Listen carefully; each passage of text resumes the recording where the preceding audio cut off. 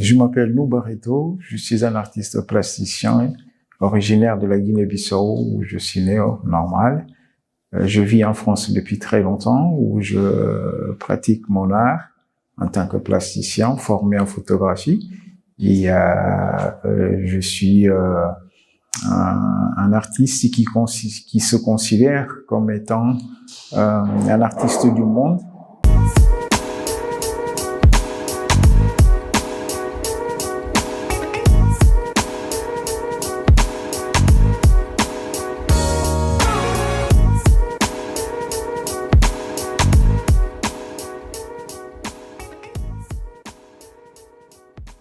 J'estime effectivement que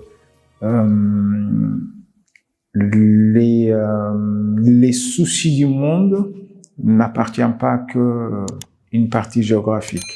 Ce sont des artistes qui doivent s'intéresser pour pouvoir partager leur point de vue, trouver éventuellement des solutions, mais ça passera par la culture, c'est ce qui est plus important.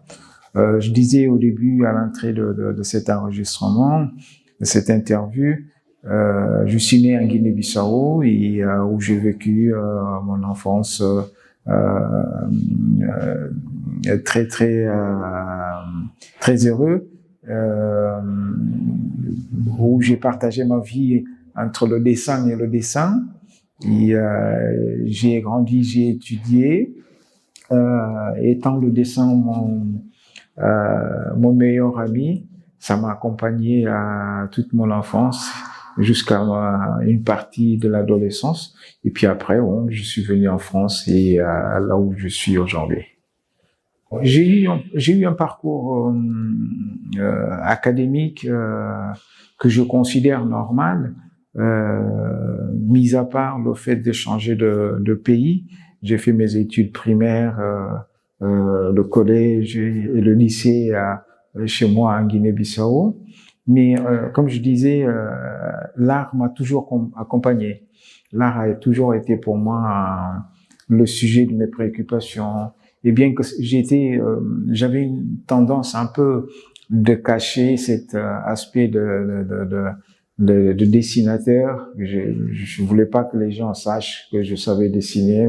Donc, beaucoup de gens ont vécu avec moi sans pour autant savoir que je dessinais. Et à un moment donné, ils ont fini par savoir qu'effectivement, je savais dessiner. Et il y a une coïncidence aussi assez intéressante dans ma carrière ou dans ma vie, c'est que on est toujours poursuivi par son destin. Donc, partout où j'arrivais, on me donnait, quand je dis partout, on avait, étant plus jeune, les habitudes de créer des associations et de quartier avec des collègues et tout ça. N'importe où j'allais, la seule responsabilité qu'on me donnait, c'était le responsable de la culture. Et sans pour autant qu'ils sachent que je savais dessiner ou j'avais de dons artistiques, c'était toujours quelque chose qui m'accompagnait. Et donc je pense que c'est quand même quelque chose qui me faisait comprendre que j'avais un lien, mis à part du dessin, j'avais un lien avec la culture et qui allait être qui allait être un accompagnateur en fait, si vous voulez.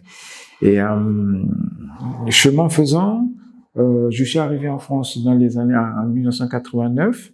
C'était une invitation de mon oncle de continuer, de poursuivre mes études après le décès de mon grand frère.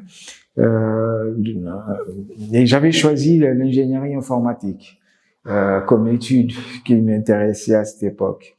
Mais j'avoue qu'il y a eu un break en fait sur cette période. La mort subite de mon frère m'a fait couper carrément tout ce qui avait rapport au dessin, parce que je dessinais seulement. J'ai arrêté complètement. C'était pas une espèce de blocage, mais c'est moi qui ai décidé d'arrêter carrément, de ne pas s'intéresser ou ne pas en faire du dessin, ne pas dessiner pour accompagner ça avec ma vie. Et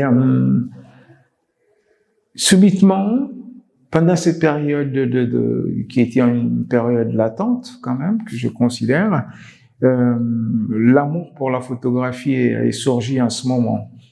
Tout à coup, je me suis intéressé à la photographie d'une manière que j'ai jamais trouvé vraiment d'explication. Et j'ai commencé comme ça à tenter de comprendre comment ça se faisait, c'est quoi un appareil photographique, comment il fonctionnait, ses mécanismes. Et la curiosité était venue de là. Donc l'idée de venir ici, soi-disant, s'intéresser à l'ingénierie informatique, à l'époque, c'était vrai, ça m'intéressait. Mais et je ne savais pas non plus à cette époque-là si c'était quelque chose de durable ou pas durable. Mais tout ce que je savais, tout ce que j'avais, c'était que, bon voilà, c'était ça qui m'a amené en France pour pouvoir continuer à faire mes études. Et arrivé ici, quelque temps après, bah, je me suis rendu compte qu'effectivement, c'était pas du tout ce qui me motivait en fait. Cette motivation a fini par s'évaporer et j'ai fini par opter par la photographie, qui était un choix qui était en fait le point de scission entre des relations entre mon oncle et moi, parce que j'étais venu ici à l'invitation de mon oncle. Et lui, bon, ayant en fait étant d'une autre génération, avait beaucoup du mal à comprendre pourquoi on peut laisser une étude ou des études qui sont quand même assez porteurs ou prometteuses, disons, plus tard, et embrasser la vie de l'artiste. Et ça, pour lui, il avait jamais réussi à le comprendre. Quand je l'ai annoncé comme quoi l'ingénierie ne m'intéressait pas, ce qui m'intéressait, c'était de faire la photographie. Donc, il m'avait juste tout simplement dit, eh écoutez, moi, je te souhaite bon appétit avec les sandwichs, parce que tu vas en manger beaucoup. Le jour où il y en a. Le jour où il n'y en a pas, tu boiras de l'eau et puis ça te suffira et puis tu comprendras pourquoi. Bon, j'ai fait mon parcours comme ça. Je dis bon, écoute, je verrai bien ce que le destin a gardé pour moi et puis mais par persistance en fait. J'ai persisté dans mon envie, cette envie de devenir photographe. Je ne me voyais pas, pas que je me voyais pas, disons que je ne me projetais même pas à l'idée de savoir la vie artistique, qu'est-ce que ça va m'amener ou qu'est-ce qui m'attend devant. J'avais pas ce brin d'appréhension par rapport à la difficulté que la vie d'artiste propose ou offre aux artistes. J'avais pas du tout cette notion. Je me posais pas cette question et j'avançais. Donc j'ai fini par commencer à photographier tout seul et la nécessité d'étudier s'imposait à moi, d'avoir une formation académique parce que je trouvais que il me le fallait. Il fallait pas que je reste l'autodidacte, du moins en photographie. Il fallait pas que je reste je le sentais comme étant si c'était du vide, comme si c'était un vide que j'ai créé sans pour autant avoir des connaissances qui me permettront de comprendre comment fonctionne l'image, comment fonctionnent les caméras, comment fonctionnent les appareils photo, tous ces matériaux qui sont indispensables dans la compréhension et la création des images. Il me le fallait. C'est pour cette raison que j'ai décidé de rentrer dans une école de photo pour pouvoir comprendre. Donc j'avais commencé avec une école, une association de photographes qui s'appelait 4AEP. Et puis après de là, j'ai fait 2 ans là-bas. Et après, il a fallu maintenant aller dans le plus sérieux et pas plus sérieux, mais embrasser un autre défi. parce que je considère un défi pour moi, parce que je pensais que je pouvais pas y accéder. Mais bon, voilà. J'ai fini par plonger à Gobelin, où j'ai fini mes études de photo. Et bon, voilà. Une fois sorti de là, le parcours a été comment trouver du travail en tant que photographe. Là, ça a été un autre défi assez compliqué pour moi, parce que je n'avais aucune idée, mis à part que j'ai travaillé en fait avec un photographe de mode et j'étais l'assistant, voilà, et ça s'arrêtait là. Mais une fois fini les études, pour toi-même aller se débrouiller pour trouver du travail, là j'ai commencé à sentir effectivement que c'était beaucoup plus difficile pour moi, parce que c'est un métier qui exige beaucoup de relationnel, beaucoup de travail, et c'est assez pesant. Donc du coup, et moi j'avais pas tout ça. Donc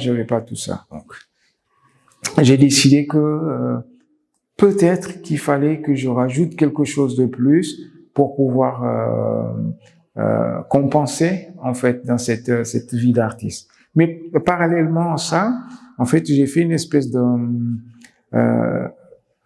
j'ai ouvert une espèce de valise de curiosité qui m'a toujours poursuivi, qui m'a toujours accompagné. C'était de essayer de savoir au maximum des choses pour ma propre comment dirais-je, ma connaissance à moi dans la construction de l'artiste que j'ai envie d'être. Donc parallèlement à ça, j'ai commencé à m'intéresser à la peinture, lire du moins la peinture, jusqu'au jour où, pourtant jusque-là, j'avais pas repris à dessiner. J'avais complètement arrêté. Puis après, j'ai commencé à venir sur sur le dessin petit à petit. Je venais petit à petit et j'ai compris qu'en fait, il me fallait tout ce temps du décès de mon frère jusque-là. Il fallait, comme si c'était un deuil pour moi, qu'il fallait que je laisse tout ce temps avant de reprendre où l'envie de dessiner me reprenne encore une fois. Et puis voilà, j'ai commencé à dessiner, et puis après, la proposition de peindre m'est venue d'une façon très simple, par quelqu'un que je connaissais de nulle part, qui m'a proposé par leur association à l'époque. En fait, c'était une association des enfants des Portugais qui sont nés ici à Paris ou en France, et à cette époque, dans les années 90, qui organisait un forum où il y avait un forum culturel, socioculturel qu'ils organisaient, et c'est de ça que j'ai été invité sur la thématique de la littérature à faire ma première exposition. Donc c'est comme ça que les choses sont parties. Ce qui concerne la peinture, comment je suis revenu en fait sur le monde de la peinture et du dessin dans un univers beaucoup plus global, plus large. C'est comme ça que je me suis. Donc voilà, j'ai exposé là et les échos ont été positifs et j'ai continué jusqu'à aujourd'hui. J'ai continué à produire. Mais les étapes ont été conçues avec du temps, mais vraiment avec du temps, parce que quand on regarde mon travail en termes du dessin, je vais dire, aujourd'hui, parce que c'est quand même le médium que j'utilise beaucoup, mis à part les drapeaux ou les autres peintures que je fais, le dessin reste quand même un médium que sur du papier recyclé que je fais, reste quand même quelque chose de très imposant, quelque chose de très très connu, et donc voilà. Les gens même ont tendance à m'associer parfois comme dessinateur, alors que je ne fais pas que du dessin. Mais quand on regarde cette période par rapport aux périodes plus anciennes, et là on constate effectivement que c'est vraiment deux mondes qui ne sont pas du tout parallèles. C'est chacun dans son univers, où ça peut être parallèle, mais c'est dans le sens opposé, ils se rencontreront encore plus jamais. Et là, je pense que c'est une évolution qui explique ou qui est expliquée par le courant où je suis passé, par la culture où je suis passé, par les événements de la vie qui m'ont forgé, par les histoires du monde qui ont traversé le monde que j'ai traversé, et tout ça en fait de moi ce que je suis aujourd'hui en termes d'expression, en termes d'idéologie artistique, en termes d'écriture. Ça lui a donné beaucoup plus de consistance parce que en mûrissant, je me suis mûri, on va dire, et tous ces éléments ont fini par effectivement me servir et continuer à me servir. Donc, c'est vraiment deux mondes différents, ce que je faisais avant et ce que je fais aujourd'hui. Alors, mon histoire en tant qu'artiste dans un pays artiste africain, j'utilise ce mot juste pour spécifier en fait ce qu'il y a une séparation qui doit se faire dans la mesure où c'est deux vestes sur un seul individu. Artiste, c'est déjà très compliqué. Être artiste africain encore, c'est doublement plus compliqué. Mon parcours à moi est un parcours qui était jalonné des rencontres, mais surtout de persistance. Je me suis jamais posé des questions depuis que je crée. Où est-ce que j'y vais avec ce que je fais? Qui s'intéresse de ça? Dois-je faire parce que les gens s'intéressent ou s'intéressent pas? C'était pas la question qui m'intéressait. Que demain, si les gens ne s'intéressent pas, qu'est-ce que j'en ferai de ça? Je ne me suis jamais posé cette question. Je me suis toujours focalisé dans ma tête en disant, écoute, tu fais ce que tu aimes, tu as toujours aimé ça, tu n'es jamais fatigué quand il faut le faire, tu le fais, fais pour toi, et puis demain on verra. Fais pour toi. Donc j'ai toujours eu ça dans ma tête. Fais ça pour toi, et puis demain, si c'est bon, les gens le sauront, les gens te le diront. C'est ce qui était pour moi la ligne qui est vraiment importante. Je pense que si c'est un conseil à donner aux artistes plus jeunes, c'est vraiment de croire à son étoile, de croire dans sa conviction. Ça paraît très compliqué lorsque les choses ne viennent pas pour un artiste. On se dit, mais pourquoi je fais tout ça or que j'ai d'autres chats à fouetter au lieu de perdre mon temps à faire des choses que personne ne me regarde. Non, je pense que c'est le plaisir de son écriture qui finit par le remporter en fait. Donc moi j'ai toujours fonctionné comme ça. Il y a la casquette qui est autre d'une autre expérience à moi, c'est que je me retrouve dans une situation d'un artiste qui, encore une fois, africain, qui est dans un pays où il y a rarement, très peu, mais vraiment très peu, ça se compte du doigt de la main, le nombre d'artistes africains qui sont dans des galeries. Et quelles galeries? Des galeries importantes.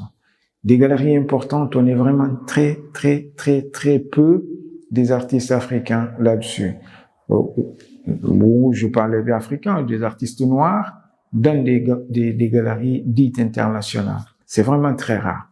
Alors, mon expérience à moi, qui est une expérience assez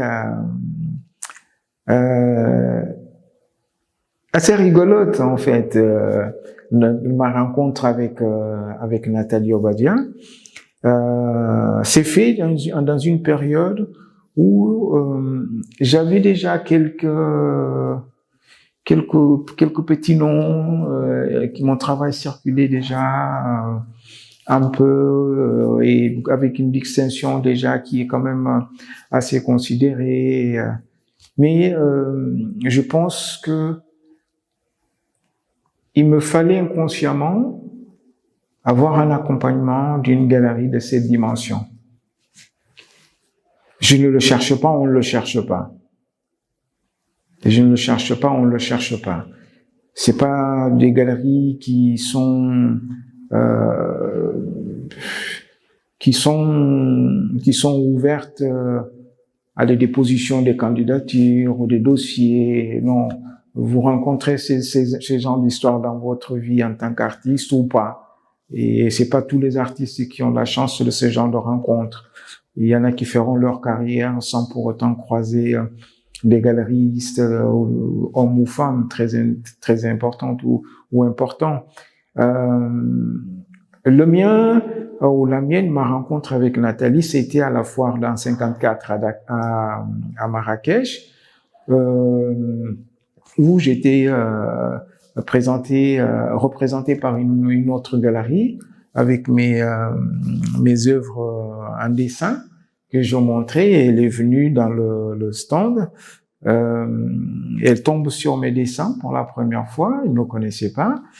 Mon travail l'a plu. Elle l'a acheté tout de suite en me faisant la proposition, en posant la question avec la personne à qui elle était.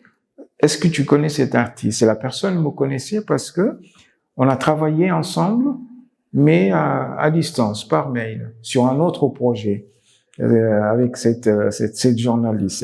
Elle s'appelle Roxana Azimi, la journaliste du Monde. Et Roxana lui dit, oui, mais moi je connais cette personne. On s'est jamais rencontré, mais j'ai déjà travaillé avec lui. Mais si tu le connais, montre-le-moi. Donc elle faisait la pression parce qu'elle voulait voir l'artiste. Et moi j'étais présent. Comme quoi, quand les choses doivent arriver, ils arrivent. Le jour J, les choses arrivent. Quand c'est destiné à toi, ça arrive. Et j'étais là, par terre, en train de montrer mes dessins, et puis j'ai entendu la conversation de quelqu'un qui demande, mais d'une façon assez intense, mais l'artiste, il est où? Il est où? Il est où? Donc j'ai fini avec eux, je me lève, je me suis présenté, c'est moi l'artiste. Ah, c'est vous, là. Alors expliquez-moi, c'est quoi? Hein? J'ai expliqué. Elle me dit, écoute, bon, ça, je prends ça, j'aime bien. Je m'appelle Madame Nathalie Obadia. Bon, elle n'a pas dit Madame, mais elle me dit, je m'appelle Nathalie Obadia. Je suis galeriste. Je possède 2 galeries à Paris et une à Bruxelles. Donc, voici ma carte de visite. Vous êtes le bienvenu chez moi. Là. Moi, je le connaissais de nom, parce que c'est quelqu'un qui est très connu. Je la connaissais de nom, mais on s'était jamais rencontrés. Je l'ai jamais croisé. Donc, poser un visage sur quelqu'un que j'entends de nom, je ne pouvais pas. Et puis, bon, j'avais rien avec elle, à traiter avec elle, donc je peux pas imaginer qui était, pour quelle raison d'ailleurs. Ça m'était, c'était pas quelque chose qui me traversait l'esprit, quoi. Et donc, quand ils ont fait ce qu'ils devaient faire, et puis la galeriste avec qui je travaillais me dit, bon, tu connais la dame? Je lui dis, elle m'a dit, elle s'appelle Obadia, Nathalie, quelque chose, Nathalie. Elle me dit, oui, et c'est la fameuse Nathalie. Je lui dis, oh, j'ai entendu le nom. Mais pour moi, c'était rentré là, sorti de l'autre côté. Elle m'a dit, bon, écoute, ce qui veut dire que si elle n'est pas comme les autres, ça veut dire que tu vas nous quitter. Je lui dis, ben, écoute, je sais pas, on verra. Donc voilà, ça c'est pour résumer. Donc les choses finalement se sont faites. Elle est venue chez moi sans se tromper. En général, les gens qui viennent chez moi, ils se trompent toujours. Sans se tromper, elle me dit, à 10 heures, je viens chez toi, je serai là-bas à 10 heures. Et à 10 heures pile poil, elle était devant le portail à la maison. Donc voilà, c'est comme ça que les choses sont passées. Elle m'a proposé une exposition, ma toute première exposition ici en 2018, parce que ça s'est passé en 2018. L'expo que tu as pu voir aujourd'hui ici, c'est pour commémorer en fait cette exposition, c'est pour commémorer en fait mes 5 ans de collaboration avec la galerie. Donc voilà, j'ai proposé ce nouveau projet d'exposition. Alors, il y a une partie d'accompagnement qui est très intéressante pour tout artiste. Pour tout artiste, parce que ce qui est important à savoir, c'est que chacun doit faire son travail. L'artiste fait son travail, le galeriste fait son travail. À mon sens, à mon expérience personnelle, j'ai pris conscience de ça très longtemps avant d'atterrir chez Nathalie. J'ai pris conscience de ce fait que c'est un fait tout artiste en a besoin d'un accompagnement de sorte à alléger le charge du travail, parce que l'artiste en général le fait très mal. Parce que c'est pas quelque chose il n'a pas le temps pour ça. Moi, mon expérience m'a donné raison quand je suis rentré ici. L'une des les premiers conseils que j'ai eu avec Nathalie de notre première rencontre à l'atelier, elle m'a dit 2 choses. La première des choses, c'est que ma galerie ne s'arrête pas, ne peut pas s'arrêter. Donc ça veut dire que tu rentres dans un rythme de travail où il faut que tu sois présent constamment. Tu vas être avec des autres artistes qui sont, il faut pas le cacher, qui sont plus connus que toi. Tu vas arriver dans un nouveau monde qui est différent, que tu vas découvrir. Donc maintenant, c'est comme si c'était un défi que tu dois toi-même poser à toi-même ce défi pour pouvoir arriver à la hauteur des autres. L'autre conseil, il est que n'accumule pas de problèmes. N'accumule pas de problèmes. Ici, tout problème accumulé va à un moment donné répercuter sur ton travail. Nous, on fonctionne pas comme ça.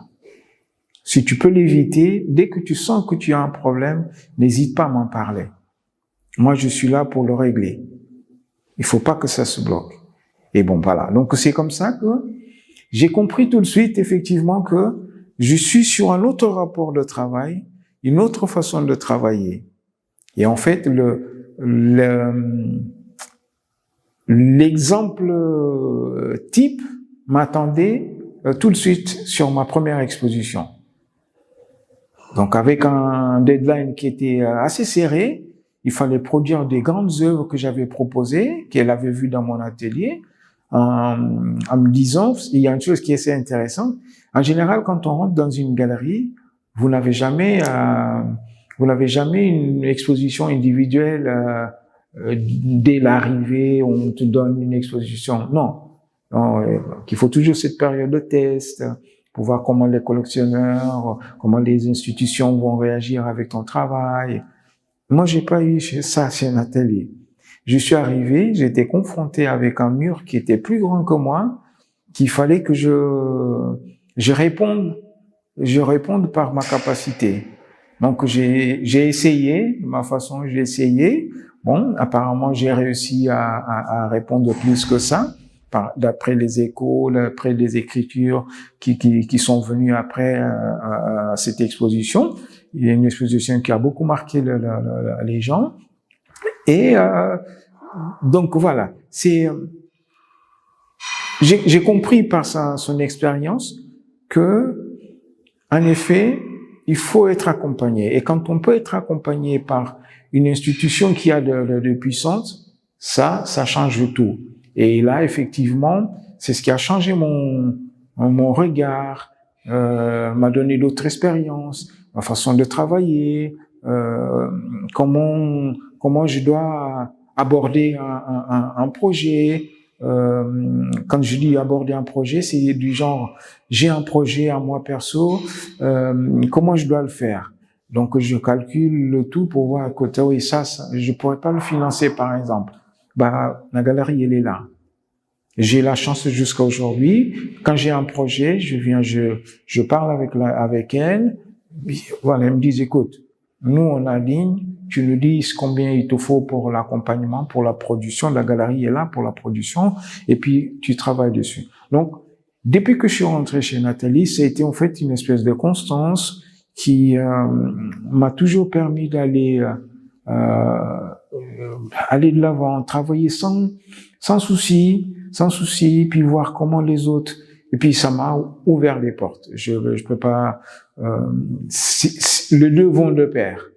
Le deux vont de pair. Et vous finissez par atteindre en fait un autre niveau de travail et un autre niveau de dimension, parce que les échelles ne sont plus du tout les mêmes. Je me retrouve dans des foires, les plus importantes foires du monde, les Basel, je ne sais quoi, j'en passe. Mais tout ça, c'est le fruit d'un accompagnement important. Les galeries qui ont des possibilités de le faire, le font parce que ils savent le faire. Ils savent que c'est pertinent. Ils savent qu'un travail doit être bien présenté. Donc, c'est tous ces petits indices ou ces gros indices, je ne sais pas, font que ça ne peut que vous pousser, ça ne peut que vous stimuler. Ça, c'est mon expérience à moi chez Nathalie. Et bon, voilà, je suis tombé chez quelqu'un qui bouge tout le temps. Elle est constamment en train de bouger, à proposer. C'est sa vision à elle de l'art, de l'accompagnement. Donc voilà, je bénéficie de cette expérience qui me sert, et que moi aussi je donne ma contribution en tant qu'artiste de la galerie. Je continue, et puis ça me permet aujourd'hui d'écouter d'autres artistes, de voir d'autres artistes, écouter leurs expériences, apprendre avec eux, ce que je continue à faire, même si avec des artistes qui sont plus jeunes que moi. Quand j'ai l'occasion de partager soit des workshops avec eux ou des conférences, ça me permet aussi de faire ces genres d'échanges. Et ça, j'estime que c'est important pour tous les artistes. La représentation d'une galerie, c'est très important parce que ça vous permet d'ouvrir des portes, ça vous donne une représentation qui vous allège, en fait, de certains types de travail que vous ne devez pas vous en occuper. Après, ça revient à chacun de nous d'embrasser cette possibilité, si la personne le veut, parce qu'il y en a qui n'aiment pas, qui préfèrent gérer leur travail de leur façon comme ils veulent. Bon, voilà, c'est une espèce d'option qui reste ouverte. Mais par mon expérience à moi, ce que je suis en train de vivre, ça fait déjà 5 ans que je suis chez Nathalie, j'ai vu effectivement, j'aurais, par exemple, eu beaucoup de difficultés d'être représenté ou d'être acheté par des institutions que j'ai pas je suis pas dans leur disons dans leur radar, on va dire, quoi, pour utiliser un langage simple. Je ne suis pas dans leur radar, je connais pas l'institution. Ces institutions, ils viennent pas dans des petites galeries, ils vont chercher des galeries qui sont, voilà, avec un certain niveau de valeur, de puissance, d'image et tout ça. Mais il faut pas se leurrer, ça fonctionne comme ça. Ils vont pas venir. Donc, grâce à des galeries comme la galerie de Nathalie et autres, des galeries qui sont d'une certaine dimension, ils permettent, en fait, les artistes d'accéder à des institutions qui ont une qualité aussi, à leur niveau, hein. Ça permet à ces genres de choses. Lorsque vous n'avez pas ce genre de représentation, forcément, vous avez beaucoup du mal à approcher et à être collectionné par ces genres d'institutions. Moi, c'était le cas. Par exemple, si je cite aujourd'hui le musée de Smithsonian à Washington, je suppose que déjà, ils achètent jamais d'œuvres d'art à un artiste. Donc, il faut qu'ils passent toujours par une institution quelconque. Donc, j'aurais eu beaucoup du mal à vendre l'œuvre qu'ils ont dans leur collection, qui est aujourd'hui présentée dans le musée. Donc, ils sont passés par la galerie. Donc, ça, pour moi, c'est un signe que avoir une représentation sert à quelque chose, une galerie. Mais cela dit, c'est très difficile d'avoir des galeries. Ça ne court pas la rue. Et bon, voilà, c'est un combat, mais si c'est marqué, moi qui crois beaucoup au destin, quand le destin le dit que ça va arriver, ça arrivera.